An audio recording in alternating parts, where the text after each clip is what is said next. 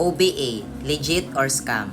Kaya ka siguro napadpad sa video na to kasi nag-search ka kung legit ba talaga na may kumikita sa OBA. Ano ba yung ginagawa? Nagbebenta ba? Nag-i-invite? Or kung ano-ano pa. So lahat ng tanong na yan, masasagot natin sa video na to. Tanong, legit ba ang OBA or scam yan? So tanungin muna natin, ano ba kapag sinabi nating legit? Kapag sinabing legit, ito yung well-established business na registered sa government. Now, kung nakapanood ka na ng webinar, of course, doon na-discuss yung legalities. Now, kung tanong mo sa akin is legit ba talaga na kumikita? Yes, of course, kasi ako mismo, part ako ng OBA. And almost 2 years ko na itong ginagawa. I am Josh pala, isang dropout student at ito na yung nagiging bread and butter in source of income ko for 2 years. At ito rin yung dahilan kung bakit nakakatulong ako sa parents ko in a young age. Now, ano bang ginagawa? Nagbebenta ba? Nag-i-invite? Recruitment ba ito? So, hindi po. Kung nanood ka ng webinar or natapos mo na yon, discuss doon na ang main gagawin mo dito is setting of appointment with the skips provided na ipoprovide ng team. So, ikaw, kung plano mo tong gawin kahit part-time, kahit isa kang OFW, basta seryoso kang gagawin,